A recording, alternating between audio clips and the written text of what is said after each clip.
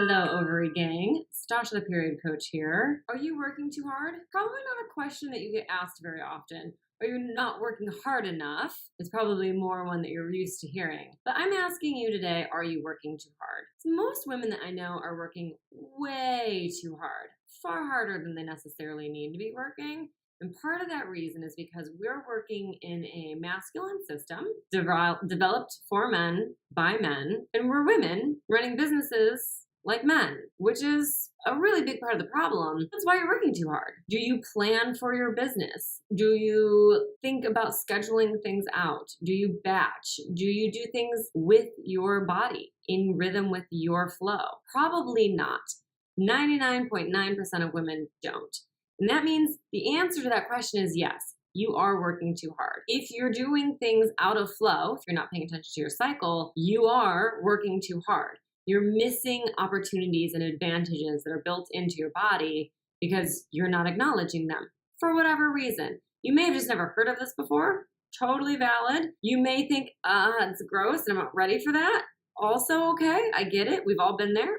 We move through it. But if you're there thinking, you know what, I want to succeed. I want my business to rock. I want to help other people. I want to change the world. I want to make an impact. I want to help the people around me, whatever scale it's on. If you want a successful business and you're ignoring your flow, you're working too hard. Period. Literally. So do you plan for your business? Because if you're going to work in flow, you need to have a plan. It's the only way to actually use your flow to your advantage. Now, this is just true in general. Even if you're a dude, you need to plan. If you don't have a plan, you do not have a successful business. You need to have a plan. So if you have a plan, great. But if it's not a yearly plan, a quarterly plan, a monthly plan, a weekly plan, and then sitting down to do your daily plan, then you're not actually working with all of the tools that you have at your disposal. It sounds like, oh my God, I'm going to waste all of my time planning. But in reality, what you do is you spend a little chunk of time planning, and then you have all of the time in the world to actually do the work because you're done. You've got the list, you know what to do, you know how to do it, you know what to do in flow when. You become a proactive business instead of a reactive business, constantly putting out fires, stressing about what needs to be done because it's all supposed to be done right now. You can either be making money or you can be in a state of constant panic desperation. Plan, working proactively, making money, creating consistent income, watching the growth, measuring, seeing the success. Or you're not planning, you're in reaction, you're constantly panicking, you don't know what's going to happen next, you have no idea what's going to happen next, and you're freaking out. Those are pretty much it.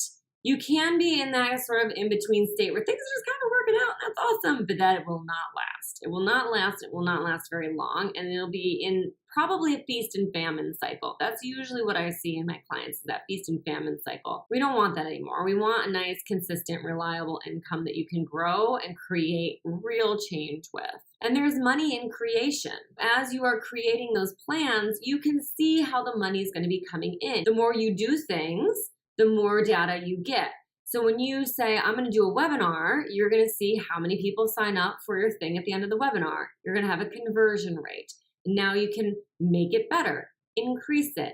And then you can go, okay, well, if I have this many people come to my webinar and I have this conversion rate, then that means this many people are going to sign up, right? So if you have 100 people come to your webinar, a 3% conversion rate is industry average. That means you'll have 3 people sign up. How many people do you need to hit your income goals? It's very simple, actually, when you sit down and look at it from that really easy perspective. Looking at how many people you need to hit your income goals makes it a lot easier to figure out what you need to do to get there. The planning. If you're not planning and you're not running your business with flow, you are working too hard. End of story. I would invite you to take my quiz below, which is going to tell you if you're running your business with flow or not.